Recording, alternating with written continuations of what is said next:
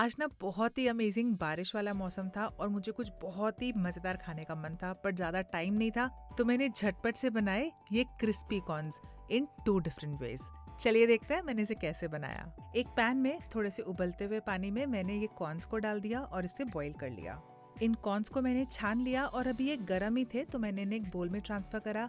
इस पे डाला नमक, Kashmiri red chilli powder, cornflour, चावल का आटा और थोड़ा सा बटर।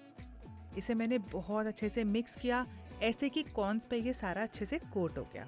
आज मैं ये पैन और एयर फ्रायर दोनों में बनाने वाली थी, तो मैंने पैन में डाला थोड़ा सा बटर और इन कॉर्न्स को उस पे डाल दिया और सिम पे अच्छे से सेक लिया। साथ ही साथ मैंने इन्हें एयर फ्रायर में भी डाल दिया, तो ऑलमोस्ट 10 से 12 मिनट तक मैंने इन्हें एयर फ्राई कर लिया।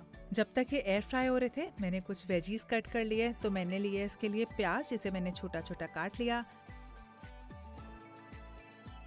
साथ में लिया खीरा, इसे भी छोटा छोटा काट के।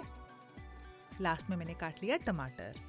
मैं इसे 2 फ्लेवर्स में बना रही हूँ। तो सबसे पहले मैंने बोल में डाले कॉर्न्स, इसके ऊपर डाल दिए कटे हुए प्याज, खीरा, टमाटर, फ्रेश हरा धनिया, पुदीना, काला नमक, चाट मसाला, भुना हुआ जीरा और फ्रेश लेमन जूस। इसे मैंने बहुत बढ़िया से मिक्स किया और ये हमारा चटपटा फर्स्ट फ्लेवर हो गया तैयार। सेकंड फ्लेवर जो है चीज़ी फ्लेवर, उसके लिए मैंने बोल में डाले कॉर्न्स, इस पे डाला ऑरिगेनो, चिली फ्लेक्स और थोड़ा सा चीज़। इसे बहुत बढ़िया से मिक्स किया ताकि जो चीज़ है ना सारे कॉर्न्स पे कोट हो जाए, और फिर इस पे डाल दिया मेल्टेड बटर और थोड़ा सा और चीज़ और इटालियन सीजनिंग। तो ये देखिए, झटपट से हमारे दोनों फ्लेवर्स बनके हो गए तैयार।